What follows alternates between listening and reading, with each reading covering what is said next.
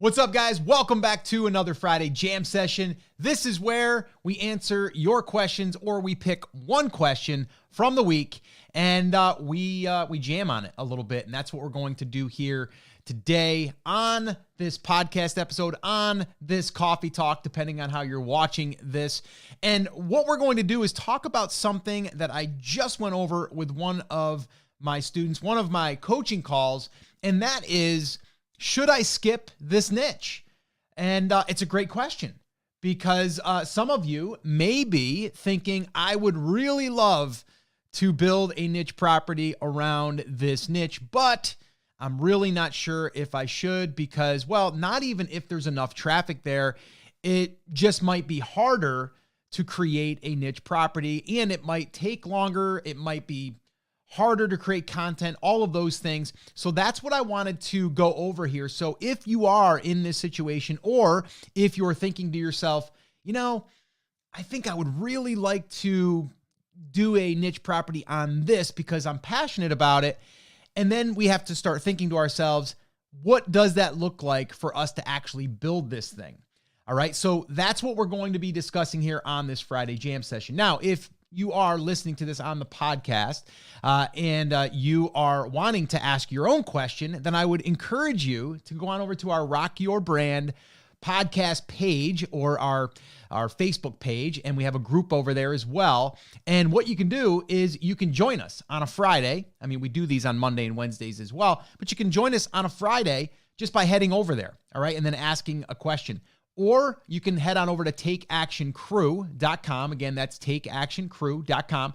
And you can join the email list where you'll be able to receive emails from myself and also any updates or anything that we're working on. You'll get notified, and you can also email me through that email when I send you one. All right. So there you go. Takeactioncrew.com. All right. So let's get rocking and rolling because this is a jam session. So let's talk about this. And I'll kind of give you an example. I can't give you his example because this is something that he's probably going to build eventually. And I think it's great for him to do this. But I also think we have to ask this one question. And this was the question I asked him. What is your goal? If your goal is to build a niche property because you want to go through the process, you want to build a digital asset, a piece of digital real estate that can generate monthly recurring revenue month after month without you having to really maintain it all that much other than just creating content. If that's your goal, then we have to also ask ourselves, how much involvement is it going to take for you to do this niche property or go into this niche, right? So that's what we have to ask ourselves. And that's what I asked him. And he was like, well, it's a very technical niche. It's very, very technical. It's also going to be harder to find people to write articles because they're going to have to do more research. It's going to probably require more resources as far as getting someone to do it. And also, it's going to be a lot more how-to content, which also slows that process down. So his answer to me was, well, I want to get this thing to $1,000 per month, like a piece of real estate. And I just thought that this might be a good niche because I am interested in it. But ultimately, I want to build something and I want to get started. And I'm like, well, then we need to shelf this. And that's the cool thing, right? We can shelf these ideas or these niches that we potentially want to go in the future. And what you might want to do, and I didn't even recommend this to him because I didn't think of it until right now, which isn't that important. But if it is something that you know that you're going to do in the future, then you might want to go ahead and come up with a name for it. And then go through the whole, looking at the trademark to make sure it's not, trademarked or anything like that. And then buying the domain name. And then maybe creating a handful of articles, posting it on the website and letting it sit, and then shelving it. Or you can just buy the domain name and shelf it. But I would buy the domain name, set up a website real quick, and then just put maybe 5 to 10 pieces of content on it and let it sit. And that'll get seasoned over time. But what I had told him was, like, let's just shelf that idea right now because you may never do it. It sounds good, but you want to get building. And if you want to get building, if you want to actually get started and learn the process of building a niche property, then what we need to do is get started, right? So you have to ask yourself this. Now, if this is something that you know that you're going to be able to create the content for, you're going to be able to keep up with how much content you want to publish. Because you might say, well, I want to publish, one article to start, but then I'm going to, start ramping it up and go to 3 to 5 articles per week. And you're not going to be able to handle that. How are you going to get that outsourced? How are you going to have someone that's going to help you with that? And he was telling me an example. He's like, if I was to do what I want to do, I'd have to create a project. I would have to record myself doing the project and taking notes throughout that whole thing. And the project might take start to finish after you wait for, the process of what he's doing and then documenting everything. It's going to be a week before you can even get the information to publish the article because it's more of a how-to, right? So that's what slows us down. So I gave an example here, or I want to use an example here, is like, let's say that we are talking about a niche that we're going to be going into. It's like rebuilding hydraulics, right? Like, believe it or not, there's probably hydraulics mechanics out there that could start something like this that would get a lot of search for questions around hydraulics and stuff. But if your goal is to help people understand hydraulics and hoses and clamps and how to do a flush of the hydraulic fluids and all of this stuff, there's probably going to be a lot of technical stuff, and there's going to probably need to be also some how-to content. So you might not go into that market right now, even though you're a hydraulics mechanic, right? So I'm just using that as an example so you can understand, give you a little context of what that looks like. Another one, which I'm a huge fan of, like these types of niches where you do allow to be able to show how things are done and you get to show the how-tos, right? But like brewing or home brewing, like brewing beer, right? Home brew. It's big. It's massive right now. Everybody's, brewing their own beer.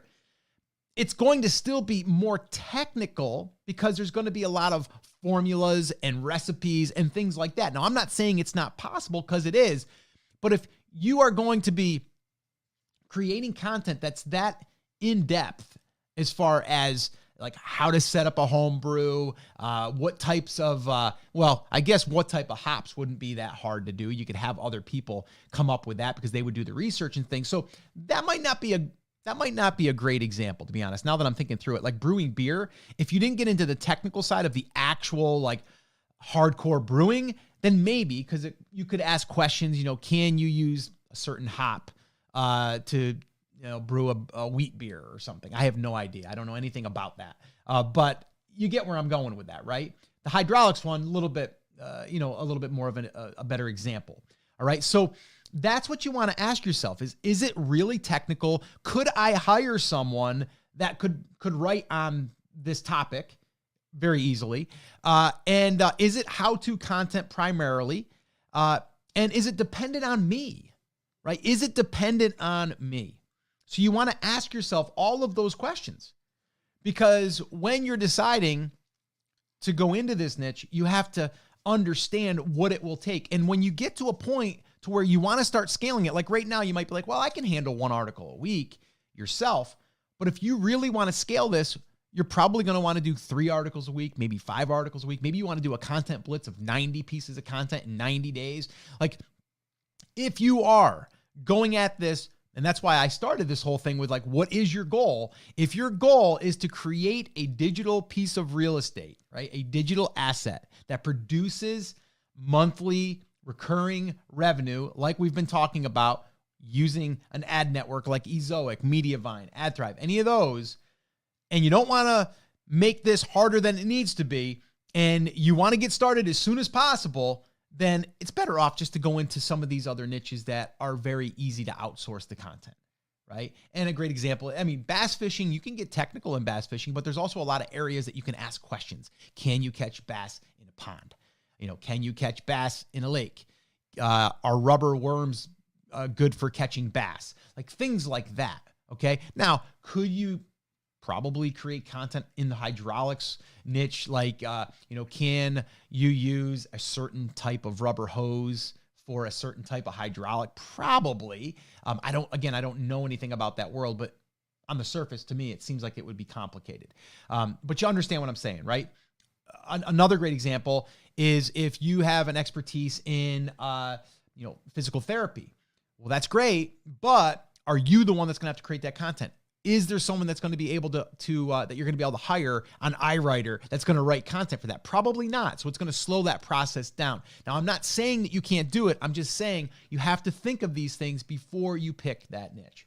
All right. And if you're doing this because you want to create that digital piece of real estate and you want to get started and you want to learn the process. I mean, that's what I told, this gentleman that I was having this coaching call with. I said, and I asked him that question. The very first thing was, I was like, what is your goal? Is your goal to build something as a passion project and, over the next couple of years, it could grow into something and you're just going to, enjoy creating the content and you're going to maybe even build an email list around this and you're going to communicate with people and you're going to be the face?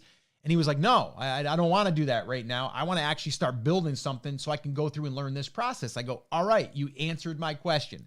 All right. So we're going to shelf that idea right now. And we're going to go into one of these other niches that you've selected, which he had about 10 on his list. And out of those 10, there was probably 3 or 4 that were like, yes, let's go ahead and let's hone in on one of them. And we actually picked one that I think he's going to go into, which I hope he does, because I think there is a lot of potential there for him, because it's still in that technical side of things that he's really interested in, but it's not to the point where he has to show a lot of how-to content. There's a lot of questions that can be answered around this niche. And you can kind of see that's where I always go with this, is I'm always like, are questions being asked? A lot of questions. Are they being asked in this niche? And if they are, then it's usually like, okay, that's a good sign. So let's go ahead and look into this a little bit further. All right. So this Friday jam session is about, should I skip this niche? So the question to you is, are you going back and forth on a niche? You still haven't started yet. You need to ask yourself, what is the goal?